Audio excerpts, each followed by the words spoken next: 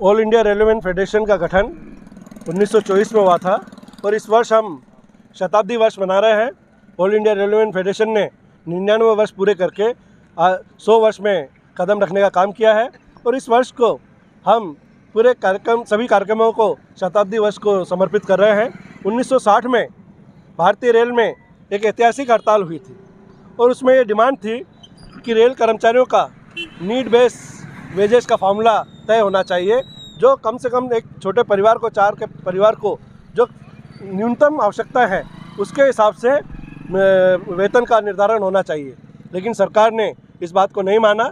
Rail कर्मचारियों ने हड़ताल की, हमारे यूनियन का मान्यता को रद्द करने का काम किया, लेकिन ऑल इंडिया रेलवे फेडरेशन ने, north western railway employees union ने, जो उस समय वेस्टर्न रेलवे एम्प्लॉयज़ यूनियन थी, संघर्ष का रास्ता नहीं छोड़ा।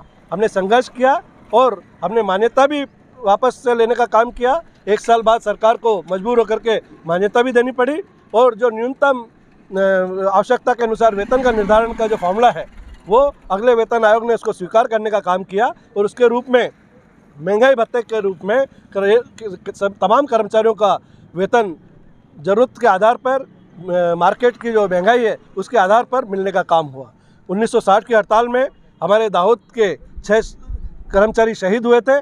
उनकी शहादत को नमन करने के लिए आज हमने यहाँ राजा साइकिल रेलवे कॉलोनी में प्रभात फेरी करने का काम किया और मौन व्रत रख करके और उनको श्रद्धांजलि अर्पित करने का काम किया है। और ये हमारा जो शताब्दी वर्ष के तहत निरंतर कार्यक्रम जारी रहेंगे। इसी के तहत 16 जुलाई को हमारा रक्तदान शिविर का आयोजन किया जाएगा और ऑफिसर्स क्लब में भारी संख्या में रेल कर्मचारी और उनके परिवारजन रक्तदान करने का काम करेंगे।